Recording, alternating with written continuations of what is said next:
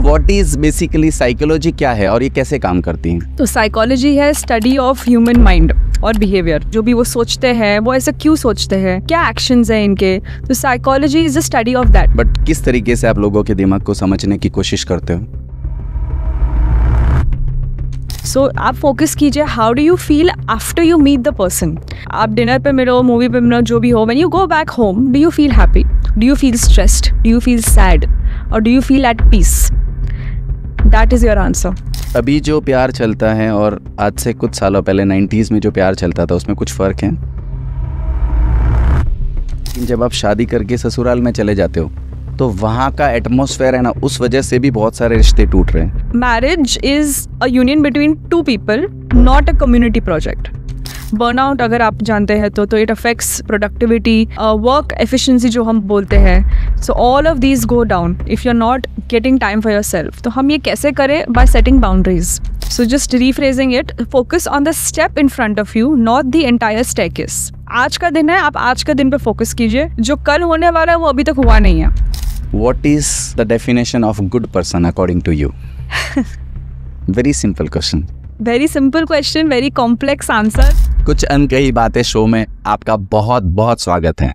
Positive talks हो, knowledge की बातें हो, मॉरल वैल्यूज के रिलेटेड इंफॉर्मेशन हो, ये सब ज़्यादा से ज़्यादा हम आप तक पहुंचाने की कोशिश करते हैं हमारे पॉडकास्ट के थ्रू। इसमें आप हमें सपोर्ट कर सकते हैं हमारे चैनल को सब्सक्राइब करके। तो आगे बढ़ने के पहले हमारे चैनल को सब्सक्राइब ज़रूर करें। अब सीधे चलते हैं आज के एपिसोड पर।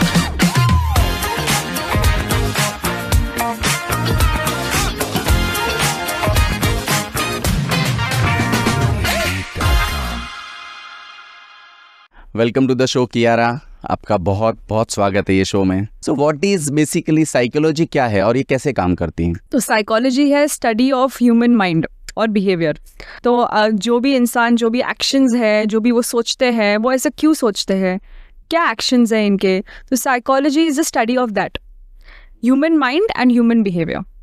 एंड हम इसे थ्योरीज के थ्रू रिसर्च करते हैं, हम ऑब्जर्व करते हैं लोगों को, और जिसके भी एक्सपीरियंसेस हैं वो हम अप्लाई करते हैं दूसरे लोगों को हेल्प करने के लिए। सो साइकोलॉजी है culmination of all of these things. Right, but किस तरीके से आप लोगों के दिमाग को समझने की कोशिश करते हो? Through observation, body language, non verbal cues जो हम बोलते हैं, जो एग्जिस्टिंग रिसर्च है और प्रैक्टिकल एक्सपीरियंसेस है लोगों के। तो ये सब, all of this helps us to understand the mind of a human being, क्योंकि सबके दिमाग अलग अलग होते हैं। तो स्टडी करना तो बहुत ही दिलचस्प होता है। तो फिर ये पर्टिकुलर ये फील्ड चुनने का रीज़न कोई, बिकॉज बहुत सारी फील्ड हैं, so why you have chosen psychology? Passion तो एक चीज़ है, but I think since a young age मुझे वही था कि मुझे लोगों की मदद करनी है कैसे भी करके। लेकिन मुझे सीरियसली लोगों की मदद करनी थी साइंस के through. So scientifically backed strategies use करने थे, एक्सपीरियंसेस यूज़ करना थे। So when I found out कि अच्छा ये साइकोलॉजी है, at a very young age I found out कि psychology is study of human mind. Then I said अच्छा okay, I can study the human mind, I can help people. That is when I said, okay, great, I need to study this subject. And I think 5वीं कक्षा में मैंने decide कर दिया था। And 8वीं कक्षा तक मुझे पता चल गया था कि there is something called as PhD। मुझे पता नहीं था कि कैसे करूँगी, क्या करूँगी मैं, लेकिन मैंने बोला था कि नहीं, I will become a PhD, I want to help as many people as possible correctly. Great. So आपने बचपन से ही 5th या 8th स्टैंडर्ड से आपने डिसाइड कर लिया था कि मुझे ये करना? You are very clear about your goals. I was very clear that I want to help people correctly. What are 3 common issues, challenges जो एक आम आदमी को सबसे ज़्यादा चैलेंज आता है लाइफ में? वो ऐसे कौन से 3 चैलेंज है जो हर कॉमन मैन फेस कर रहा है? आई थिंक मैं कैटेगरीज में डिवाइड करूँगी, ठीक है। हर common man, we all have relationships around us, issues, financial issues और वर्क इश्यूज। तो ये आई थिंक सारे एरियाज को कवर कर देते हैं। ओके, हेल्थ इश्यूज अलग से, ठीक है, फाइन। बाकी सब आई थिंक ये सारे इश्यूज ओवरऑल ये कैटेगरीज में कवर हो जाते हैं। सो रिलेशनशिप इश्यूज जब होते हैं, how do you solve them, conflict होता है, मिसकम्युनिकेशन होता है, हम सब के साथ होता है। तो एक 50-20-40 रूल है, where 50% you listen to the person, ठीक है, आप सुनिए कि वो क्या बोल रहे हैं, जब कॉन्फ्लिक्ट होता है रिलेशनशिप में, 20% आप सोचिए कि ठीक है इन्होंने ऐसा बोला है तो ओके अभी मैं ये मेरी गलती है, ये उनकी गलती है। आप सोचिए, आप प्रोसेस कीजिए और उसके बाद आप रिस्पॉन्ड कीजिए टू द क्वेश्चन और to the conflict which is arising. तो क्या होता है इससे, that whenever you don't react impulsively, so that is one rule to definitely follow in relationships.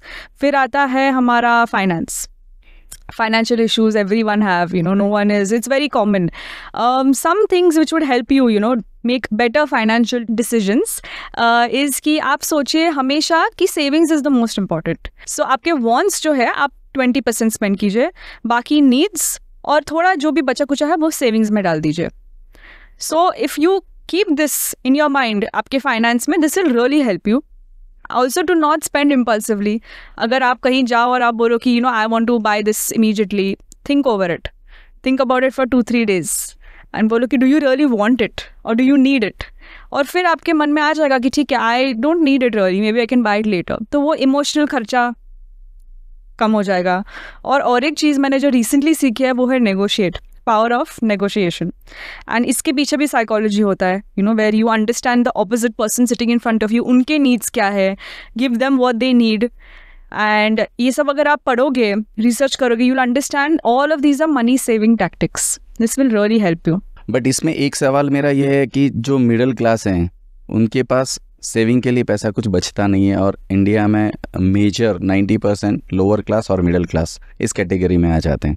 तो मिडिल क्लास आदमी जिसके पास कुछ बचता ही नहीं है, वो सेविंग कैसे करेगा, वो लाइफ को संभालेगा कैसे, वो इस सब कॉमन इश्यूज़ को कैसे फेस करेगा? सब हर एक इनकम ब्रैकेट के हिसाब से you have schemes depending on the bank, depending on your income. थोड़ा रिसर्च करना है बस and you will find it, और थोड़ा ओपन माइंड के साथ रिसर्च करेंगे तो you will find what is required. Couples fighting, एक दूसरे के बीच में झगड़ना, एक दूसरे के बीच में मनमुटाव होना, वो बहुत ज़्यादा हो रहा है, तो उसके पीछे क्या रीजंस है? तो पहले तो हम डिफ़िकल्ट कॉन्वर्सेशंस अवॉइड करते हैं। जो भी अगर आपको कुछ छोटी चीज़ या बड़ी चीज़ बुरी लगे, शायद आप बोलो ही नहीं, आप इतने गुस्से हो कि छोड़ो यार मुझे बातें नहीं करनी इसके बारे में। फिर से कुछ और होगा, आप फिर से बोलोगे कि नहीं मुझे बातें नहीं करनी, तो ये बढ़ता जाएगा, राइट? और आप रियलाइज़ नहीं करोगे कि जब सडनली आप फट जाओ एक छोटी सी चीज़ पे, एंड वो शायद छोटी चीज़ बहुत बड़ी चीज़ बन जाए, because it's a culmination of all the things happened before, right? तो जो भी आपको बुरा लगे, immediately if you just talk to that person about it, then and there वो खत्म हो जाएगा। सो फर्स्ट सोल्यूशन ये है कि you just finish talking about it immediately. Second होता है कि हम बोलते हैं साइकोलॉजी में इमोशनल रिएक्टिविटी एंड एस्केलेशन। सो अगर कुछ भी you react from your emotions, अभी शायद इतनी बड़ी बात ना हो, लेकिन उस मोमेंट पे आपके इमोशंस इतने ज़्यादा है कि आप कुछ ज़्यादा ही रिएक्ट कर लो, और शायद आपके पार्टनर को लगे आप ड्रामा कर रहे हो, आपको और बुरा लगेगा। तो इसका सोल्यूशन क्या है कि आप एक दूसरे से बोलो कि हम एक ब्रेक लेते हैं, 10 मिनट का ब्रेक, 20 मिनट का ब्रेक, थोड़ा दूर रहते हैं एक दूसरे से और फिर वापस आते हैं। तो इसमें क्या होता है कि डिस्टेंस बना रहता है और वो जो इमोशंस है वो थोड़े काम हो जाते हैं, और फिर you can start again. But Kiara, इसमें प्रैक्टिकली प्रॉब्लम ये आती है कि जब ये सब शुरू होता है ना, तब ना होश रहता है, ना दिमाग काम करता है, ना गुस्सा कंट्रोल होता है। डेफिनेटली, तो इसमें प्रैक्टिस की जरूरत है ना। हाँ, बट इतनी अगर समझदारी हो जाए तो शायद झगड़े कम हो जाएंगे। बट वो इमीडिएटली सब रिएक्शंस निकलते हैं और उसकी वजह से फाइट होते हैं। बिल्कुल बिल्कुल। तो क्या है कि थोड़ा कामनेस, धैर्य से अगर आप चलाए तो गाड़ी और चढ़ेगी, बेटर हो सकती है। और क्या होता है कि कोई भी रिलेशनशिप में हम बोलते हैं कि वो ऐसे सीधी नहीं चलती है, it's never linear. Some days you'll fly, some days you'll crawl, but as long as there is movement it's good, और आप साथ में चल रहे हो, इट्स गुड, राइट?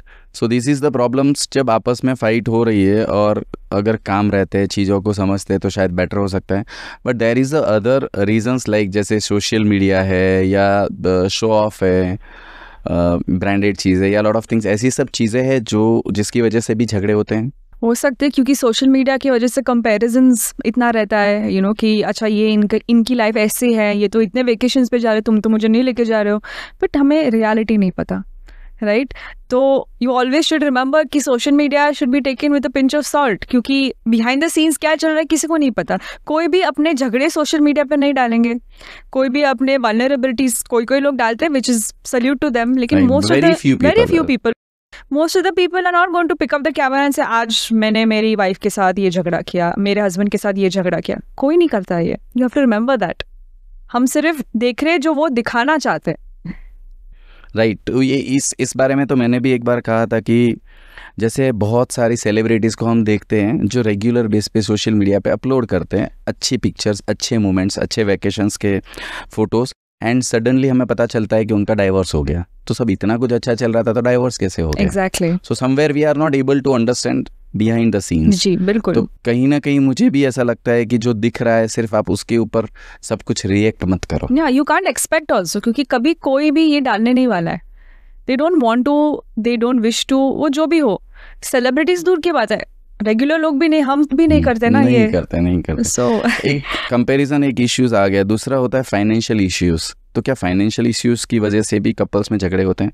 जी बिल्कुल. क्योंकि अगर क्या होता है कि आपके अगर कोर वैल्यूज सेम नहीं है लाइफ के बारे में, लाइफस्टाइल के बारे में, तो ये भी झगड़े हो सकते हैं. एक को शायद थोड़ा लैविश लाइफस्टाइल चाहिए, एक को सिंपल लाइफस्टाइल चाहिए. One wants to have a simple job but one has more ambitious. तो मतलब ऐसा नहीं है कि वो गलत है, एक गलत है, एक सही है, ऐसा कुछ नहीं है, बट दोनों अलग है. तो बिफोर यू गेट मैरिड और get into a long term commitment, it's important to discuss these things very openly. And of course इतना तो कोई नहीं सोचने वाला, राइट? प्यार में पढ़ने से पहले, if you talking about love, तो थोड़ा बाद में if you discuss about it, it's very important to discuss children and finance, goals, ambitions, family values, ये सब ओपनली डिस्कस करना बहुत ज़रूरी होता है. बट इसमें एक प्रॉब्लम ये आता है कि जैसे डिस्कस तो करेंगे बट डिस्कस में वो पिक्चर अपनी नहीं बताते जो एक्चुअल पिक्चर है, और शादी होने के बाद एक्चुअल पिक्चर सब बाहर आ जाती है. तो तब लाइफ पार्टनर करे क्या? तो then why be married to someone like that who is a liar, है ना? You don't understand ना, जब प्यार में आदमी आ जाता है तो उसके लगता है everything is correct. एक पार्ट बहुत डिफिकल्ट होता है. Definitely. और सेपरेशन भी बहुत डिफिकल्ट होता है. बहुत डिफिकल्ट होता है, बट ऑब्वियसली ऑफ कोर्स. तो सेपरेशंस जो बढ़ रहे हैं उसके सबसे बड़े रीजंस क्या हैं? आई थिंक हमारा पास्ट का जो ट्रॉमा होता है, कभी कभी हम वो प्रेजेंट रिलेशनशिप में भी ला लेते हैं. यू नो, तो न्यू एज वर्ड जो बैगेज है, we bring that into the relationship. तो वो इस पे डाल देते हैं. यू नो, मे बी उनकी गलती ना हो, लेकिन आपके प्रीवियस इनसिक्योरिटीज, प्रॉब्लम्स जो है वो हम उन पे डाल देते हैं. That creates issues very often. फिर जो भी आपके सप्रेस्ड इमोशंस है जो आप एक्सप्रेस नहीं करते हो, दैट क्रिएट्स इश्यूज. फिर से अगर आपके कोर वैल्यूज अलग है जिंदगी के बारे में, वो that is also something which is सब क्लब होने के बाद चीजें इतनी ज्यादा बढ़ जाती है कि सेपरेशंस के मोड में पहुंच जाते हैं. और अगर आप बात करना बंद करो, जब यू नो कोई भी रिलेशनशिप में डिसअपॉइंटमेंट्स बहुत होते हैं, very normal. You know, you love someone, you expect them to do everything for you, लेकिन वो भी इंसान है. यू नो, वो शायद नहीं कर पाए. तो अगर आप उस स्टेज पे आ जाओ कि छोड़ो, मैंने तो इससे यही एक्सपेक्ट किया था, that is also a little dangerous.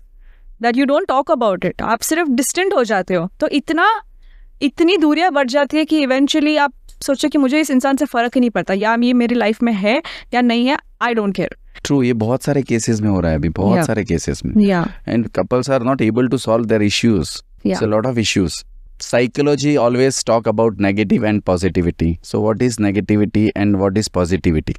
ठीक है, तो क्या होता है कि I would like to start with self talk, क्योंकि हम सब में एक इनर वॉइस है जो हम बात करते रहते हैं अपने आप से. अगर वो इनर वॉइस ही खराब है, okay, like you keep putting your self down, आप बोलो कि नहीं यार मैं तो ऐसा ही हूँ, मैं तो बेवकूफ़ हूँ, मुझसे तो कुछ होता ही नहीं है, वो आपके एक्शंस में कन्वर्ट होगा.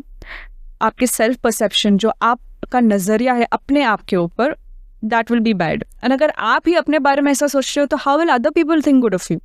तो पहले नेगेटिव सेल्फ टॉक एलिमिनेट कीजिए. हम ये कैसे कर सकते हैं? हम बोलते हैं, एक शब्द है कॉग्निटिव रीस्ट्रक्चरिंग करके, जहाँ पे whenever you are talking anything negative to yourself, आप अपने आप को बोलो कि नहीं ये गलत है. ओके, अगर मेरे फादर होते, मदर होते, क्या मैं उनसे ये बोलती? नहीं, मैं नहीं बोलूँगी. तो चेंज इट कि okay, I will not talk like this to somebody else, why am I talking like this to my self. You change that, you restructure your narrative in your head. ये practice से होता है, लेकिन होता है. So that is cognitive restructuring. And second is you change your behavior to yourself. You know, कि आप अपने आप से, वो है ना करीना कपूर का डायलॉग, मैं अपनी फेवरेट हूँ, तो ज़्यादा नहीं लेना है, but you become your own favorite. Because if you don't like yourself, how will other people like you? Right. So if you're talking anything negative about you, it is impacting somewhere inside. Yes, absolutely. So always you have to say something positive about you or the things which is going on around you. Positive and realistic. क्योंकि फिर होता है कि you know इतना positive भी आप हो जाओ कि आप ही हवा में उड़ जाओ. ऐसा नहीं होना चाहिए. But you need to be realistic also. But realistic और positive होने से चीजें नॉर्मल चीजों में थोड़ा सा चेंजेस फील होता है. बिल्कुल. अगर आप कंटिन्यूसली करो, 1-2 बार करो तो शायद नहीं हो, लेकिन आप ये प्रैक्टिस करो शांति से, पेशेंटली, तो डेफिनेटली होता है. एंड आपका क्या है कि माइंडसेट शिफ्ट करना बहुत ज़रूरी है. हमारा अगर एक फिक्स्ड माइंडसेट है, we need to change it to a growth mindset. And what I mean by this is that you know कुछ स्ट्रगल्स हम सबके लाइफ में है. You know we all go through so much. वो नज़रिया अगर हम फेलियर की तरफ थोड़ा बदले कि चलो आज कुछ ठीक नहीं हुआ तो ठीक है, चल यार next time I try better, ये मेरी लर्निंग एक्सपीरियंस हो गया, तो आप इमीडिएटली नैरेटिव शिफ्ट करते हो. लेकिन अगर आप दूसरे साइड पे सोचो कि नहीं, I am a failure, what have I done to my self, मैं इससे कभी नहीं उठ पाऊंगा, then you will not be able to. आप वही होल में सिंक होते जाओगे. So you change your perspective. तो ये नेगेटिव पॉजिटिव की बातें हुई, हम लोग वापस रिलेशनशिप्स पे आते हैं कि जो बंदा अगर किसी से प्यार कर रहा है या कि कोई लड़की किसी लड़के से प्यार कर रही है, तो उसको कैसे पता चले कि ये लड़का मेरे लिए राइट है या मेरा फ्यूचर इसके साथ सही है? तो पहले तो आपका, हम बोलते हैं ना, gut feeling, that is very important for you. Vibes, gut feeling, inner voice in your head. So आप फोकस कीजिए how do you feel after you meet the person. आप डिनर पे मिलो, मूवी पे मिलो, जो भी हो, when you go back home, do you feel happy, do you feel stressed, do you feel sad, or do you feel at peace? That is your answer. If you feel stressed, अगर वो इंसान आपको नीचा दिखा रहा हो, criticize कर रहा हो, you'll come back and you'll feel कि really am I like that, कि I don't feel good, मुझे बेचैनी हो रही है, it's not the right person for you. Or on the other side you come back and you be like I'm feeling so good, मुझे इनके साथ और time spend करना है, so maybe you can explore more.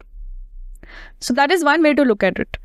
You know, trust your gut. And I am not saying कि पहले ही मुलाकात में आप डिसाइड कर लो, क्योंकि कभी कभी लोग मैनिपुलेट भी करते हैं, right? So keep observing the person, keep observing how he treats you और हाउ शी ट्रीट्स यू, और आपको यू नो नीचा नहीं दिखा रहे हो, इंसल्ट नहीं कर रहे हो. वो वार्मथ जो होती है ना, आपको समझ जाएगी.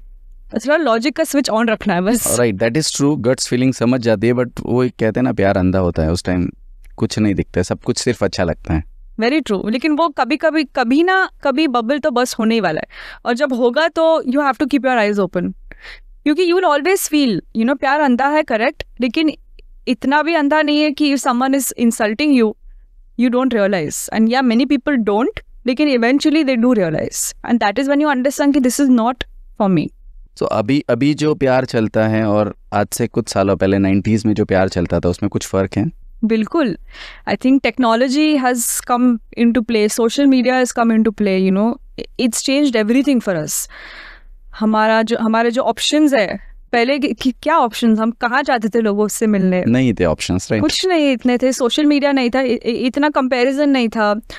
लुक्स के बारे में जो ब्यूटी स्टैंडर्ड्स हम बोलते हैं, from main and women, none of it was there. All of this has changed the perspective. So the change is good or bad? It depends on how you take it. If you take it too seriously and if you want everything to be how it looks on social media, then it is bad, because that is not reality. But the problem is what, Kiara, जैसे आज मैं आपसे मिला हूँ, right? मुझे लगा कि कियारा के अंदर ये सब अच्छी क्वालिटीज़ हैं और कियारा मुझे पसंद है. लेकिन जो सोशल मीडिया जिस तरीके से चल रही है, कुछ सालों के बाद समझ में आया कि कियारा से बेटर लड़की है जो मुझे पसंद करती है, तो मेरा अट्रैक्शन वहाँ पे चला जाता है. तो ये अट्रैक्शंस को, हाँ, लॉयल्टी समझ में मैं समझते, बट इस यहाँ से डिस्ट्रैक्ट हो जाते हैं लोग. तो अगर डिस्ट्रैक्ट हो जाते हैं तो वो सच्चा प्यार कैसे हुआ? क्योंकि if you really love somebody, no matter who comes in front of you, you are so in love with that person कि डिस्ट्रैक्शंस और ऑप्शंस का कोई मायने ही नहीं होगा. आई एग्री, वो सच्चा प्यार नहीं हुआ, बट उस टाइम वो समझ जाते हैं कि हाँ, मेरा ये सच्चा प्यार नहीं था, बट इसमें रिश्ते टूट जाते हैं. करेक्ट. तो फिर वो उनका इशू है ना, कि कमिटमेंट इश्यूज जो बोलते हैं हम. तो ये बहुत सारा मेजर रीजंस नहीं है, आई थिंक सो. ये बहुत सारे कारण हैं. कमिटमेंट इश्यूज, कुछ लॉन्ग टर्म नहीं चाहिए, यू नो, वो जो बोलते रहते हैं ऑल दोज. मतलब मैंने ये भी देखा है कि लोगों को अपना लाइफ पार्टनर जो है ना, उससे प्यार 90s वाला चाहिए. एंड उसको फ्रीडम, खुद को फ्रीडम जी 25 वाला चाहिए। जी, तो फिर वो इक्वल का रिलेशनशिप फिर नहीं हुआ, राइट? क्योंकि दोनों तरफ सेम काइंड ऑफ एक्सपेक्टेशंस और लॉयल्टी होनी चाहिए।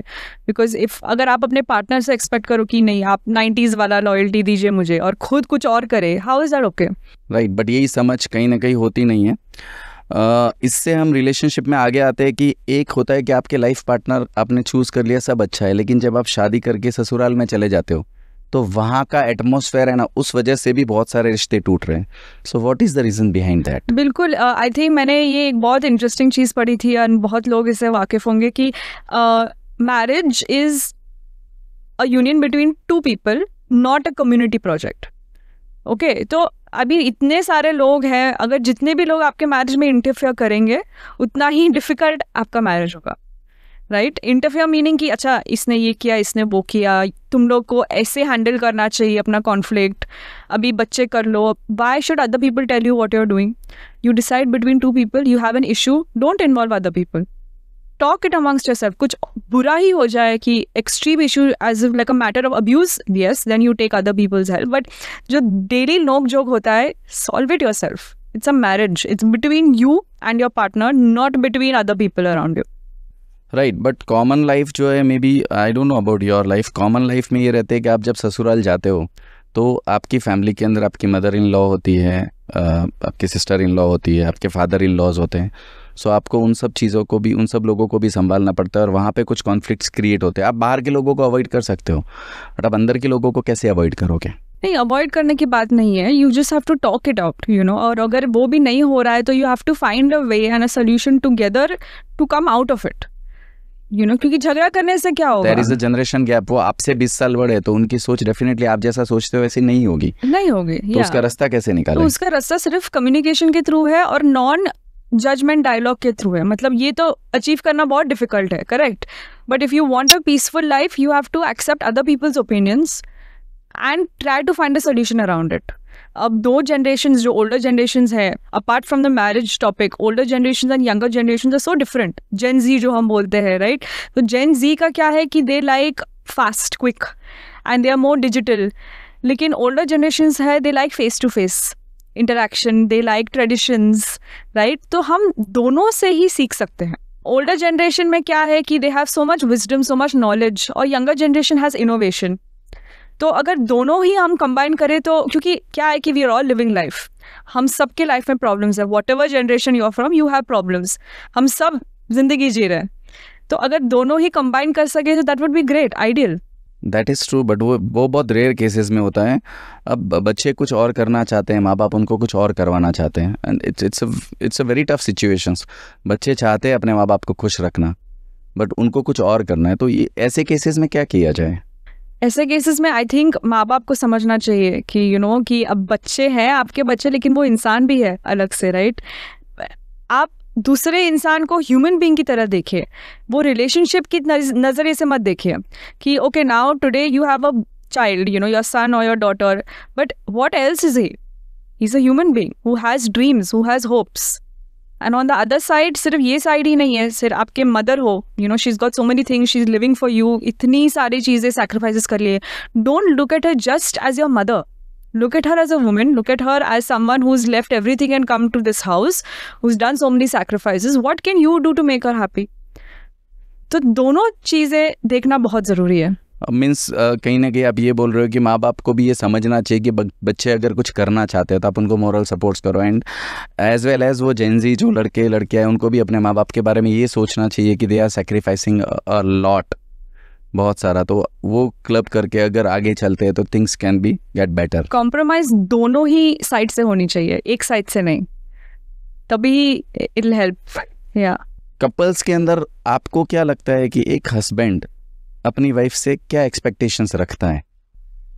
ये बहुत ही I think broad you know question है, क्योंकि हर इंसान अलग है। बट सिंप्लीफाई में अगर उनका I think some people want their wife to be in the kitchen, some people want their wife to be ambitious and working, but at the end of the day सुकून, right? किसी को भी घर वापस नहीं आना एक नेगेटिव एटमोसफियर में, जहाँ वाइफ हमेशा टोकती रहे, नेगेटिव रहती रहे, always telling, cribbing about things, not happy, not grateful. और ये मैं बहुत ही जनरल सिचुएशन Yes, बता रही हूँ, general not I'm in an talking, abuse general, yes, abuse yes, yes, situation yes. From either of the sides. So I think peace, we all want peace. घर पे आने का चिक चिक नहीं चाहिए, in नहीं short, ना, यार, they they will not want- want to come back home कि Hmm. यू नो चिक चिक wife, nagging wife. So somewhere they want out from the chick chick, and second, I believe somewhere they want respect. Yes, yes, you're right. True. Yes, very true. Respect, कई बार ऐसा होता है कि उनको सिर्फ उतना चाहिए, रेस्पेक्ट मिल जाए, बस, loyalty, ठीक है, respect, loyalty. everything, all of this. And I think trust is the foundation of every relationship. True. So you need to trust your husband also. Your wife, trust your husband, trust your wife. True. कि कहीं पे भी बाहर जा रहा बोलो, अच्छा ये कहाँ गई है इस वक्त. आप जितना शक करोगे उतनी उतना चीजें ही बनेगी. हिलने लगेगा. तो एज अ हस्बैंड तो चलो आप बता रहे हो, एज अ वाइफ आप वाइफ तो हुई As हो. a wife, as a wife एक वाइफ को क्या चाहिए, अपने हस्बैंड से क्या एक्सपेक्टेशंस रहती है in general? in general, again, मेरे लिए क्या है कि whenever you ask me this question, मैं अपना ही नजरिया बताऊंगी. आप अपना नजरिया So एक let बता me- दो, और एज अ साइकोलॉजिस्ट आप एक Peace. जनरल नजरिया बता तो दीजिए. मेरा नजरिया है piece. Hmm. I just want peace in my life. So So what is the definition of peace? So everyone's definition of self-care is different. Okay, so for me, self-care is peace. Peace meaning what? Where you're accepted for who you are. You know, you at the same time, of course, you be there for your partner no matter what. Accept them for who they are. But when there's any issue, you sit and talk about it. That is my definition of peace. I'm not saying conflict नहीं होते. सबके relationships में conflict होते हैं. But you just talk about it calmly. Right? और कभी-कभी काम नहीं होता तो it's okay. Take some space off and come back. Psychologist के पर्सपेक्टिव से आई थिंक जो भी लिस्ट ऑफ नीड्स है that needs to be ticked. You know, सबके पास एक चेकलिस्ट होता है इवन इन टुडेज टाइम्स कि यू नो मेरा हस्बैंड ऐसा होना चाहिए, वैसा होना चाहिए. ठीक है, बना लीजिए चेकलिस्ट, बट कॉम्प्रोमाइज करना और एडजस्ट करना बहुत ज़रूरी है. बहुत ज़रूरी है. आप चेकलिस्ट तो बना लोगे, आपकी एक्सपेक्टेशंस ऐसी होती है, रियलिटी थोड़ी डिफरेंट होती है. रियलिटी में आपको कुछ चीज़ों में कॉम्प्रोमाइज़ करना पड़ता है, कहीं पर शायद आपको झुकना भी पड़ता है रिश्तों को बचाने के लिए. एंड कुछ गलत बात नहीं है उसमें, और Definitely नहीं है, ईगो definitely जितना नहीं. कम हो उतना बेहतर है. हाँ, रिश्ता, बट ऑब्वियसली आप एक बिजनेस के अंदर आपको 5,000 रुपये कमाना है, आप 1 मिनट में झूठ बोल देते हो, झुक जाते हो. तो अगर आप रिश्ते बचाने में अगर आपको झुकना पड़े तो उसमें प्रॉब्लम ही क्या है? और जेन्युइन तरीके से, it doesn't mean every time कि आप झुक रहे हो, आप कॉम्प्रोमाइज़ कर रहे हो, या सामने वाले को वो छोड़ दो ना 2 मिनट के लिए, क्या फ़र्क. मुझे ऐसा लगता है कि वो चीज़ें से रिजॉल्व हो सकती है और रिलेशनशिप्स और स्ट्रांग हो सकती हैं. अब हम रिलेशनशिप से आगे आते हैं करियर पे. बहुत सारे लोग, स्पेशली यंगर जनरेशन, 18 साल, 20 साल, 25 साल, ये लोग बहुत कंफ्यूज्ड है कि हमें लाइफ में आगे क्या करना चाहिए. सो उस कंफ्यूजन से बाहर कैसे निकलें? तो पहले तो आप खुद से पूछे कि आपको लाइफ से क्या चाहिए. Because if you are not clear in your own head about what you want, how will you go ahead and achieve that goal? Okay, so you first understand what are your wants, what are your needs from life in general, what kind of lifestyle you want, what meets your values. Then you decide, clear it out meaning कि आप लिख दीजिए, आप किसी से बात कीजिए, but just be very clear in your head about what you're capable of doing and what you want from life. Then you choose your career path according to that. अब ऐसे ही नहीं कि कुछ ग्लैमरस दिख रहा है या कुछ मुझे मन हो रहा है करने का और आप उसमें घुस जाओ. जितना थॉट आप डालोगे उतना बेटर रहेगा, जितना कैलकुलेशन आप डालोगे, रैशनैलिटी डालोगे, उतना बेहतर रहेगा.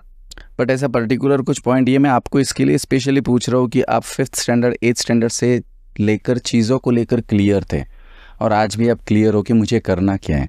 तो ये क्लैरिटी के लिए कुछ पर्टिकुलर ऐसे पॉइंट्स जिससे आदमी एटलीस्ट क्लियर रहे कि मुझे करना ये है मेरी लाइफ में. आई थिंक जो भी everything can't be based on जो मुझे खुशी मिले, करेक्ट, बिकॉज हमें we have to work also, we have to earn money also. So दोनों का कॉम्बिनेशन होना चाहिए.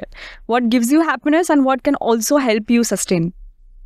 सो a combination of both should help you decide. And I knew that, okay, it is the need of the hour to, people have issues, people need help, people need support, direction, and jo mental issues itne hain, so it is the need of the hour. So it will not die down anytime soon. And also my passion to help people, to empathize with people. So dono ka combination helped me become more clear about what I want to do. Right.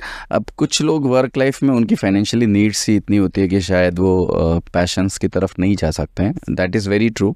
Some people want to, maybe some people like want to be a musician, some people want to be a singer, some people want to do something else, पर उनके ऊपर responsibilities इतनी ज़्यादा है कि वो सब में नहीं जा सकते.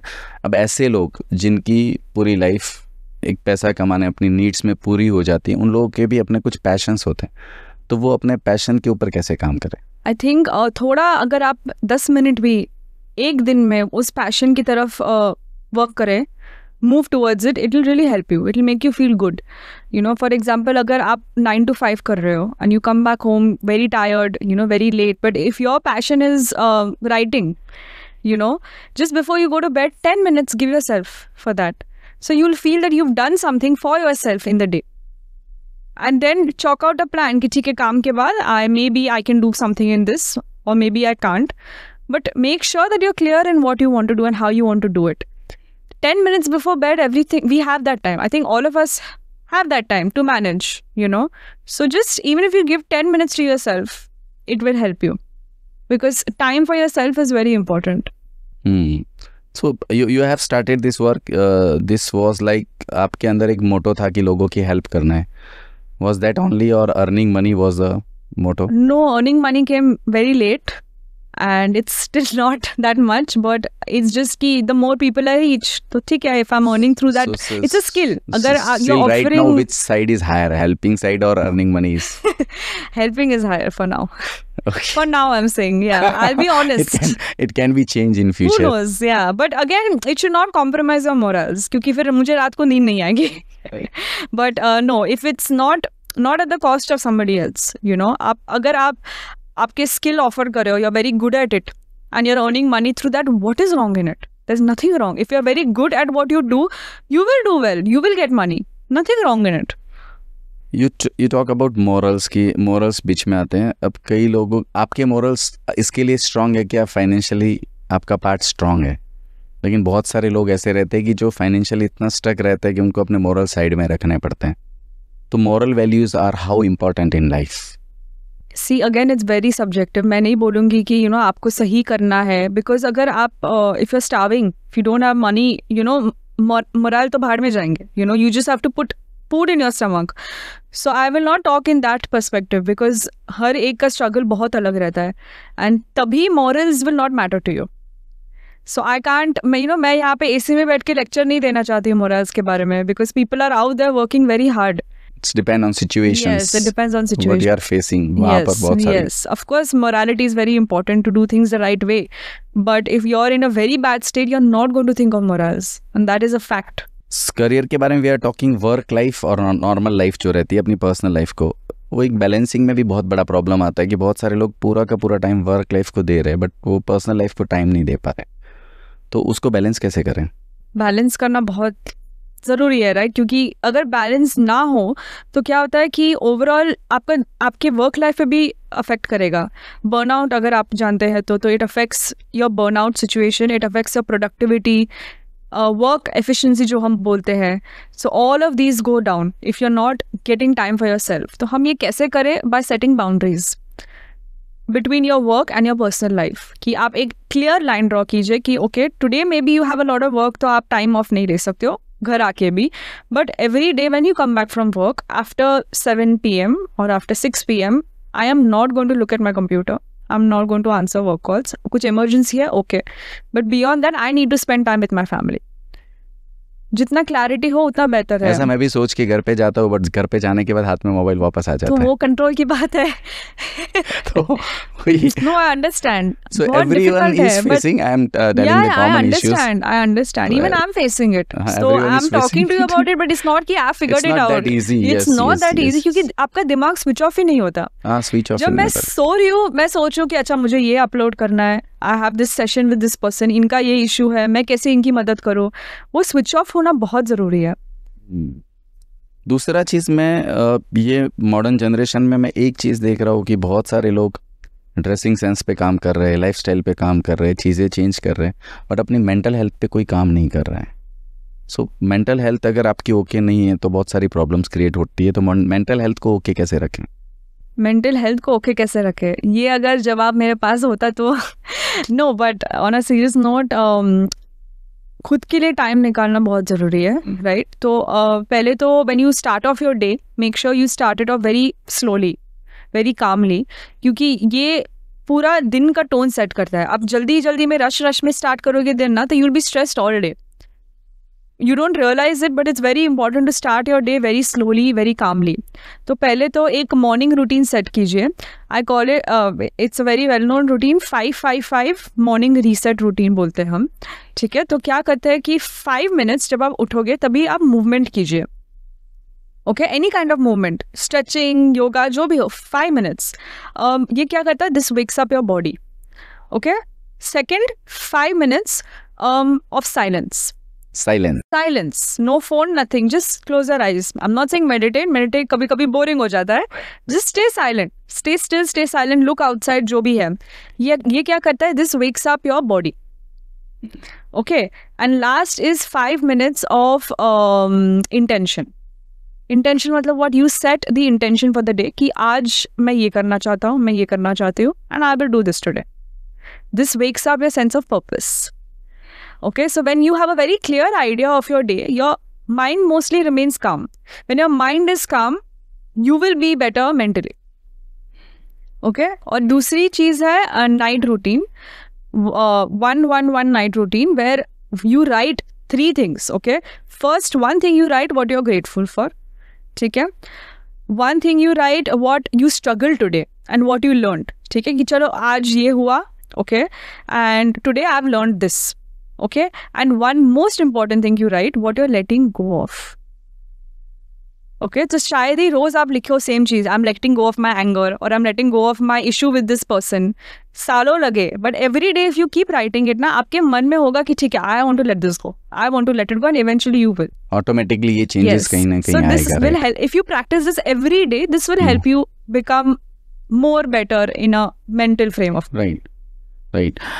जो सोशल मीडिया के बारे में हम लोग हमेशा बात करते हैं कि जो मेंटल पीस को डिस्टर्ब करता है, क्या सोशल मीडिया का ऐसा पॉजिटिव यूज़ भी है जिससे आपकी मेंटल हेल्थ या बाकी चीज़ों में स्ट्रॉन्ग करने के लिए हेल्प हो? बिल्कुल, जैसे ये पॉडकास्ट. नहीं, बट क्या है कि सोशल मीडिया से कट ऑफ करना is impossible. True, 100%. Not possible. But what is possible and what is in your control is the kind of content you consume. ठीक है, you follow people who help you become a better person, or whatever goals you have, they inspire you, motivate you to do that. If someone is making you feel bad about yourself, of course उनका intention वो नहीं होगा, वो तो सिर्फ कुछ दिखा रहे हैं, लेकिन आप कंपेयर कर रहे हो, आप बोलो कि नहीं यार ये क्या लाइफ है, मुझे भी ऐसी लाइफ चाहिए, you're feeling bad about yourself, unfollow them. It's going to affect you, not them, right? So just consume the content which will help you. Be very mindful of the content you're consuming because it can help you. इतने सारे जो reels बनते हैं on mental health, on self-help, self-care, you know, how to solve this, solve that, बहुत सारे हैं, right? So if you consume that, और जो इतने सारे online courses है, so many things you can do. It's not a bad thing if used correctly, but also misinformation बहुत rampant है. You have to be careful कि आप किसी गलत एडवाइस को फॉलो ना करें, कोई गलत इन्फॉर्मेशन को फॉलो ना करें, और सेल्फ डायग्नोस ना करें. यू नो, अगर कुछ यू आर फीलिंग, चलो you are telling yourself I am feeling depressed, let me Google symptoms of depression, let me check on reels की डिप्रेशन के क्या सिम्टम्स है. Don't do that because you don't diagnose, don't do all these things online. Help yourself online, you know, जो भी आपको कुछ सीखना है, go ahead, do that, but don't fall for misinformation online. Right, क्योंकि ये बहुत हो रहा है. मतलब सोशल मीडिया में आपको क्या राइट यूज करना है, that you have to understand. बहुत सारी अच्छी चीजें जो आप ले सकते हो. मैं क्वेश्चन से थोड़ा दूर हट गई, but at the end of the day it is end of the day कि मतलब अच्छी चीजें आप ले सकते हो वहां पे. बिल्कुल, लेकिन जब हम अच्छी चीजें लेने के लिए मोबाइल खोलते हैं तो अच्छी चीजें साइड में रह जाती हैं, और बाकी हम स्क्रॉल करते जाते हैं. आधे घंटे के बाद समझ में आया कि हमने खोला अच्छी चीजों के लिए था. बिल्कुल बिल्कुल, ये होता ही है. ये अल्टीमेट ट्रूथ है एकदम. Very true, very true. Mental health के बाद जब हम बातें कर रहे थे, अभी आपने बातों में कहा डिप्रेशन के इश्यूज से बहुत सारे लोग फेस कर रहे हैं. What is this actually depression? Actual में डिप्रेशन होता है या फिर ये एक जस्ट क्रिएट की हुई चीज़ है? नहीं, डेफिनेटली होता है, ऐसा नहीं है कि नहीं होता है, बट लोग ये वर्ड बहुत ईजिली यूज़ कर देते हैं. यू नो, आज लो फील कर रहे हो या एक हफ्ता हो गया और अच्छा मूड अच्छा नहीं है, आई एम डिप्रेस्ड. यार, that is not depression. Depression और OCD लोग बहुत ज़्यादा यूज़ करें. अगर ये अभी कुछ टेढ़ा है तो मैंने सीधा कर लिया, तो मैं बोल रही हूँ अरे यार I am an OCD. That is not OCD. What is OCD? These OCDs is something which will really not spoil, but which will make you question everything, which will make you understand कि नहीं यार मुझे ये ठीक नहीं लग रहा, ये ठीक नहीं लग रहा. आप अपने हाथ इतने धोगे कि आपके हाथ छिल जाएंगे. Okay, it is extreme. मैं सिर्फ कुछ सीधा कर लूँ तो वो OCD नहीं होता. Right. Okay, so even depression, if you're feeling low for 1 day, 2 days, that is not depression. तो self-diagnose तो करना ही नहीं चाहिए. It's very important, but okay, if you want to help yourself, you're feeling low, you can watch videos, to do things which will make you feel better. लेकिन अगर for 6 to 7 months, you're feeling not yourself, you're not able to talk to people, you're not able to eat, sleep, nothing, you feel nothing is helping you, then you go to a professional. Then you tell कि okay, this is what I'm feeling, and let them diagnose you. You don't already decide कि नहीं मेरे पास तो depression है, मैं तो जा रहा हूँ. ऐसे नहीं होता. डिप्रेशंस के सबसे मेजर रीजंस क्या होते हैं? जैसे हमने स्टार्टिंग में डिस्कस किया था, जो कॉमन मैन है, ऑल ऑफ अस, जो हमारे में इश्यूज होते हैं डेली लाइफ के, that is itself the issues. It could be financial issues, relationship, work, health.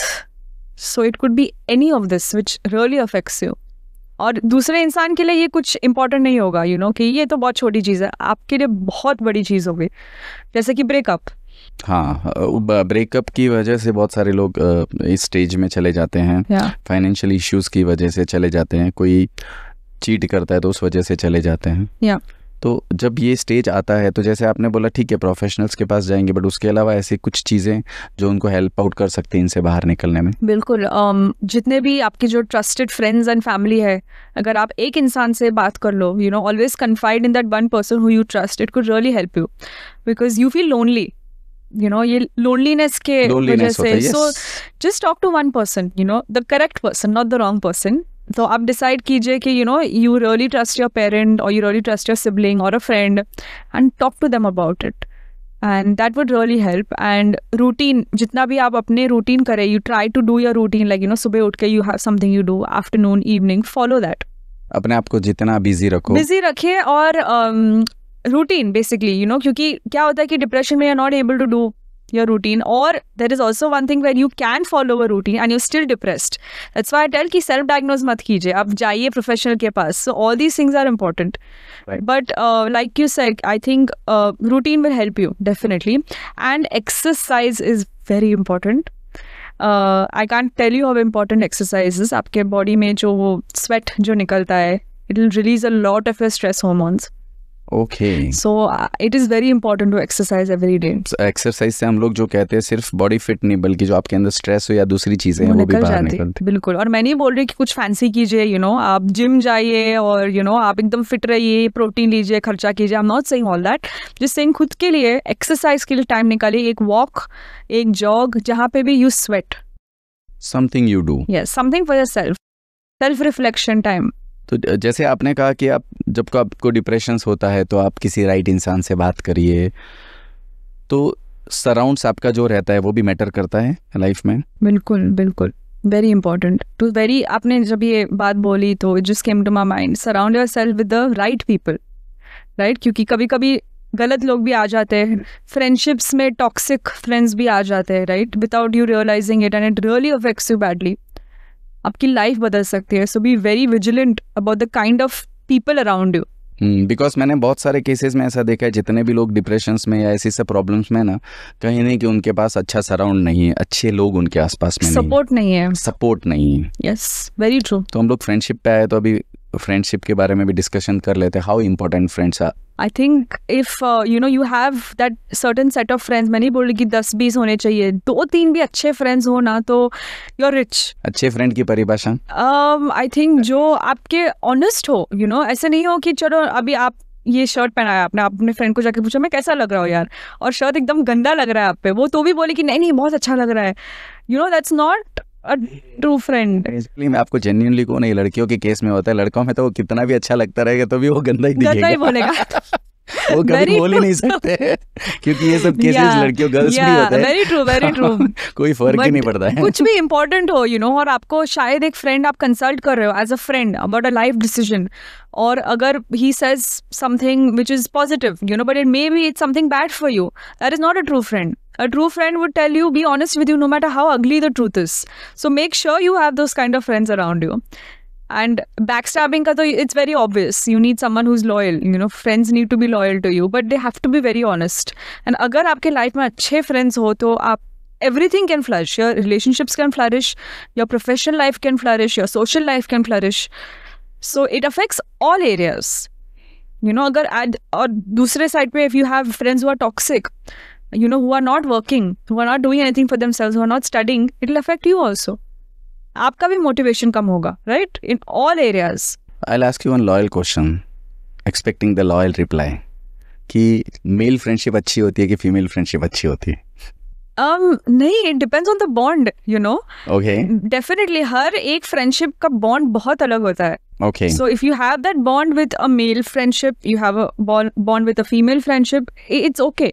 You know, why see the gender when it comes to friends? No, I'm just generally talking that two girls are friends and two boys are friends. So there is a male. See, there's a, like, the kind of friendships girls have, the kind of friendships boys have is very different. So very different. Very different. But friends खुशी देते हैं.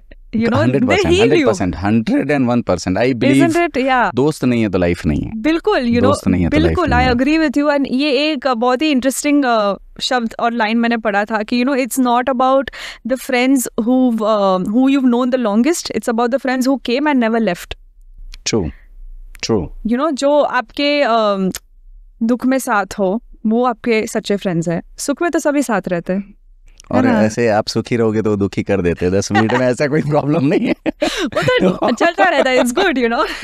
सो आपके पास भी ऐसे दोस्त हैं जिनके साथ आप एकदम खुल के या मस्ती वाले? जी, I am very grateful. I am very grateful for all the relationships I have in my life.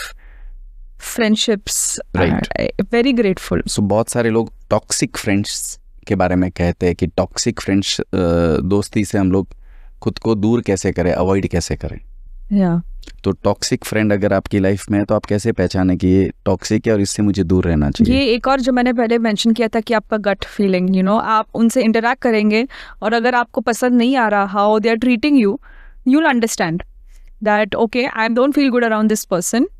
You will, you know, एक वो है friendships specifically. You know, negative लोग बहुत होते हैं कि they're always cribbing about life. अरे यार आज ये हो गया, आज वो हो गया. Always whining, always hating on everything around them. You should not be around such people. मैं नहीं बोल रही कि वो टॉक्सिक है, लेकिन they are not good for you either. क्योंकि if they don't see the how grateful और the positive thing, not even positive, चलो they are not grateful about things in their life, it will affect you also. क्योंकि आप भी ऐसे ही सोचने लगोगे, right? Because आपके आजू बाजू you keep meeting that friend और वो हमेशा क्रिप करता रहे, मेरे लाइफ में ये है, मेरे लाइफ में ये प्रॉब्लम है, लेकिन he is not seeing the good. Right. You will also become like that. So avoid those kind of people, avoid those kind of friends. Not saying कि कंप्लीटली ब्लॉक कर दो whatever, but keep your distance. Be around people वो motivate you, वो हमारे support group you. में ऐसा कोई friend है और ऐसी सब बातें करते हैं ना, तो हम लोग उसको इतना सारा दुख एक साथ में दे देते हैं कि वो जिंदगी में वापस कभी दुख की बातें नहीं करता है. Great, that's the bond. कभी कर नहीं सकता. Amazing, very nice. अब मेरे फ्रेंड्स जितने भी है, तो अगर मैं कहीं पर भी बाहर जाता हूँ वो साथ में रहते हैं. तो जैसे मेरे सोशल मीडिया पे इतने फॉलोअर्स है, तो वो जहाँ पर भी खड़े रहेंगे ना, तो 4 लोगों के बीच में खड़े रहेंगे तो वो यही बोलेंगे कि चेहरा इसका है, बाकी ये सब जितना भी वो लिख के हम लोग देते हैं, तो हम डायरेक्टर वाला पार्ट हमारा, ये तो खाली ठीक है बोलता है. तो बेस्ट है, यू नो, लाइक ऐसे ही होने चाहिए फ्रेंडशिप. सीरियस में क्यों होना है ना, दोस्त ऐसे होने चाहिए. आई बिलीव जहाँ पर आप आधे घंटे बैठ सको उनके साथ में, जहाँ पर कोई लॉजिकल बातें नहीं हो, जहाँ पर कोई मीनिंगफुल बातें नहीं हो, आप चाय कॉफी पीने बैठ सको, जस्ट गॉसिप्स हो, जस्ट मस्ती करे एक दूसरे के साथ में. बिल्कुल गुड और वो ह्यूमर. मोमेंट में, यस, वो मोमेंट में आप जो फील करते हो ना, दैट इज आई कॉल सुकून. Yes, I agree. मुझे लगता है वो सुकून होता है. हम समझ नहीं पाते उस टाइम कि भाई वो आधे घंटे में कुछ भी मीनिंगफुल निकल नहीं रहा है, बट ऐसा लगता है कि एक्चुअल मीनिंगफुल लाइफ वही है. बिल्कुल. दोस्ती से हम लोग थोड़ा आगे निकलते, क्योंकि दोस्ती के अंदर मैं मुझे लगता है बात करते ही रहेंगे, बहुत कुछ कर सकता हूँ. See this is one part. मैं भी आई एम वेरी मच ब्लेस्ड कि बहुत अच्छे दोस्त है लाइफ में, बहुत अच्छे लोग हैं साथ में, बहुत अच्छी फैमिली है. So I am blessed with this all things. अच्छे we have 4 brothers, so families, 4 sisters, everyone is good. So the family is also amazing, friends are amazing. तो ये सब कोई इश्यूज है ही नहीं लाइफ में. मुझे लगता है ये ब्लेसिंग्स जिसके साथ में रहती है तो लाइफ बहुत स्मूथ हो जाती है. डेफिनेटली. हम लोग दोस्ती के बारे में बात कर रहे थे, लेकिन उससे आगे निकलते और रिलेशनशिप की जो हम बात कर रहे थे, आपने कहा कि रिश्ता अच्छा रखने के लिए एक दूसरे से बात करनी चाहिए, चीज़ों को शेयर करें, कॉम्प्रोमाइज़ करें, बेटर करने की ट्राई करें, बट कई बार ये सब करने के बाद भी रिश्ता नहीं सुधरता है और वो डाइवोर्स के स्टेज पे चला जाता है। तो डाइवोर्स के स्टेज पे जब जाता है तो मेंटली बहुत ज़्यादा इफेक्ट होता है वो इंसान पे, वो फैमिली पे, बच्चों पे। तो इस इम्पैक्ट को टैकल कैसे करें और उससे बाहर कैसे निकलें? आई थिंक बच्चों पे तो बहुत ज़्यादा इम्पैक्ट रहता है। बच्चों को क्या होता है, दे स्टार्ट फीलिंग गिल्टी कि मेरी वजह से हुआ है ये।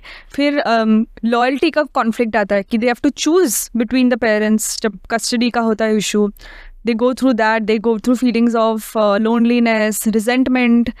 तो ये सब, और ऑलरेडी ये इम्पैक्ट होता है, दूसरा साइड इंडिविजुअल्स को भी इम्पैक्ट होता है जिसका डिवोर्स हो रहा है, राइट। दे फील कि फ्यूचर में अभी सारे जो रोमांटिक रिलेशनशिप्स है वो शायद फॉर्म ना कर पाए क्योंकि ट्रस्ट इश्यूज होता है, लॉयल्टी इश्यूज होता है। तो how do you handle all this is through a supportive network around you. मतलब आपके जो आजू बाजू है लोग, your friends, your family, it's so important for them to support you, to make you feel कि ठीक है, life has not ended, life moves on, you have to move on because that person has moved on, or it's not required to think of that person anymore. तो दूर रहना है उससे या जो भी हो, you have to move on, और therapy will also help. There's nothing wrong in that as well. और जितना आप अपने ऊपर फोकस करेंगे उतना बेहतर रहेगा. Get back to who you were before you met this person. But that is I agree, times heals everything. Times के साथ में सब कुछ हील हो जाता है, लेकिन वो जो एक पर्टिकुलर पीरियड रहता है ना, 1-1.5 महीना 2 महीना, वो पीरियड को निकालना बहुत डिफिकल्ट होता है। तो उस पीरियड में ऐसा क्या करें कि एटलीस्ट उनका माइंड थोड़ा सा ओके मोड में आ जाए? हम कहते हैं इसे बिहेवियरल एक्शन। इसका मतलब क्या है कि you try new experiences, you try to get back on track, और आपका जो भी रूटीन है ना, आप जो पहले करते थे, gate back on that to make yourself feel कि ठीक है, now I'm back to this life and now I'm going to lead this life without that person. तो just to simplify it more, आपका रूटीन सेट कीजिए। बैठ के आपको लिखना है तो देखिए कि उठ के मैं ये करूँगा या ये करूँगी, then I'll go to work, or if I don't have a job yet, I'll find something, then I'll do something for myself, then I'll do this activity I like. पूरा लिख दीजिए and follow that routine. So that आप बैठ के सोच नहीं रहे हो कि ओ ये हो गया, एम्प्टी माइंड नहीं है, you are just busy. Keep yourself busy and surround yourself with good people. आपका अगर फ्रेंड्स और फैमिली का सपोर्ट है ना, तो you are a winner. True, that is very true कि उन लोगों का सपोर्ट है तो चीज़ें आपके लिए ईजी हो जाती हैं, वो प्रोसेस से बाहर निकलने में आपको हेल्प आउट करती हैं। हम लोग उससे आगे जाते हैं। हम लोगों ने एक टॉपिक लिया था, gen Z generations. So what do you think about this generations? I mean to say इनके बारे में अगर आपको कुछ कहना है तो आप क्या कहेंगे? आई थिंक बहुत सीखने को है इनसे, because they very fast paced. उनकी जो अडेप्टेबिलिटी की पावर है is very good, so we can learn a lot from them, but also lot of things to learn from the older generations, right. कि जो जैसे कि ट्रेडिशंस और इनका जो फेस टू फेस जो है कि फेशियल टच इंटरेक्शन, सब कुछ ऑनलाइन नहीं हो सकता। It's good to meet someone in person and talk, क्योंकि वो जो बॉन्ड आप फॉर्म करते हो वो शायद ऑनलाइन नहीं हो। So that you can learn from the older generations. But दोनों अगर मिला के अगर हम एक्सेप्ट करें कि times change, nothing is permanent except change, right. So the way to move forward is you meet together in the middle and you change with time, change your perspective. ये सिर्फ ओल्डर जनरेशंस के लिए नहीं, younger generations के लिए भी है, right? And commitment issues जो है, all those things you learn from the older generations.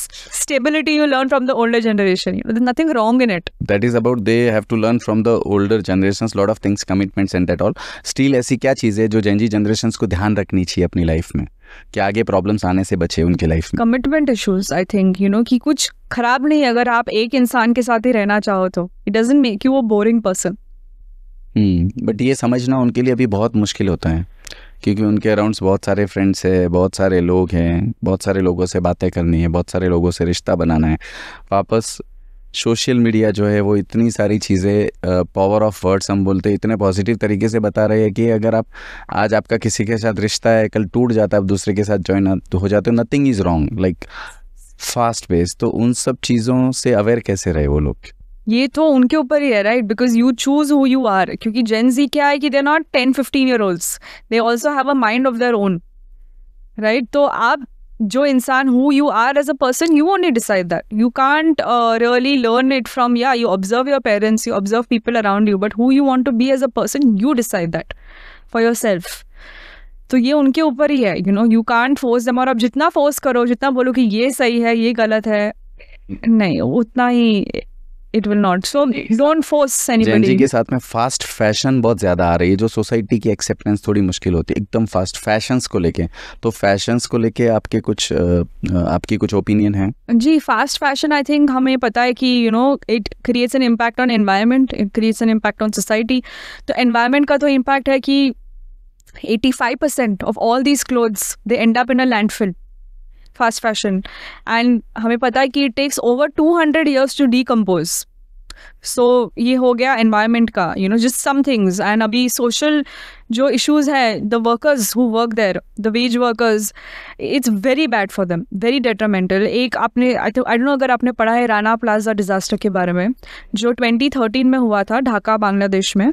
You read about it, it was a very very tragic disaster which happened to these wage workers. It was a fast fashion factory. तो थोड़ा पढ़ी उसके बारे में, it was very sad. It was very sad. मैं वही बोलूँगी, just read a little about it. Sure, for sure. And फिर जो skin issues होते हैं, उनके skin cancer और because of those exposure to those heavy chemicals, वो बहुत खराब होते हैं।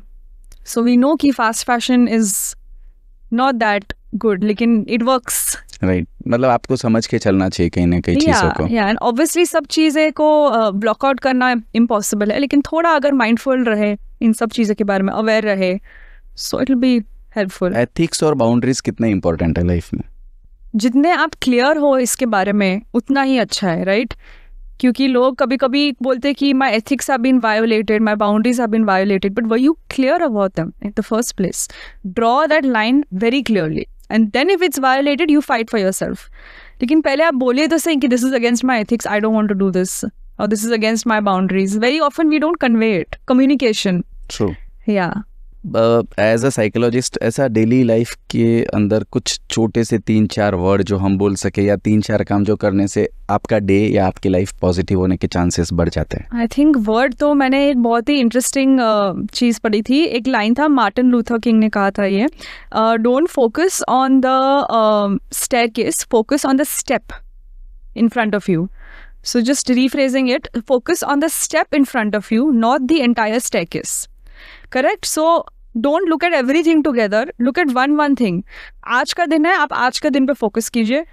जो कल होने वाला है वो अभी तक हुआ नहीं है, और पास्ट है वो हो चुका है। So don't let it control you. ये था एक। एंड सेकेंड था कि being kind is free and being rude is free. So both are free, but you can choose to be kind. Why not you choose to be kind? Right? So this is something which really helps in daily life. And another thing which helps is, if you want a good future, you need to have a good present. True. Focus on the present. What is the definition of a good person according to you? Very simple question. Very simple question, very complex answer, because ये सबका definition अलग रहता है, right? But I think good person is anyone who doesn't cause harm to somebody else intentionally. Okay, and key word intentionally, क्योंकि unintentionally we always hurt somebody. We are humans. It's okay. कोई बात नहीं, होती है, गलतियाँ होती है, but intentionally अगर मैं आपको कुछ बोलूँ जिससे आपको ठेस पहुँचे, it's not nice, Right. बहुत सिंपल, मतलब अच्छा इंसान वो है जो जानबूझकर किसी को भी हर्ट नहीं करता है. That's very simple. Okay. Do you believe in God? I believe in God, but I don't judge people who don't believe in God.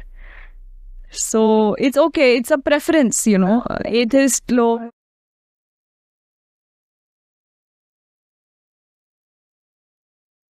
Gee, I think God gives you hope, motivation, कि जो भी कुछ भी अगर खराब हो तो I'll pray and I'll be like, please ये ठीक हो जाए, या मैं इसकी मदद कर सकूँ, something like that, but it gives me hope कि ठीक है, मैंने अभी प्रे कर लिया है तो शायद ही हो जाए. So that gives me hope. It gives me कि नहीं ठीक है, God will take care of everything, leave everything to God. Gives me motivation to do better, because I want to be like नहीं, God should look down on me and be proud of me. True. So it gives me motivation. Believing in God आपको कहीं पे सुकून देता है? जी बिल्कुल देता है. मुझे कामनेस, होप देता है. I think hope is again सुकून फॉर मी. तो बिल्कुल सुकून देता है. यस.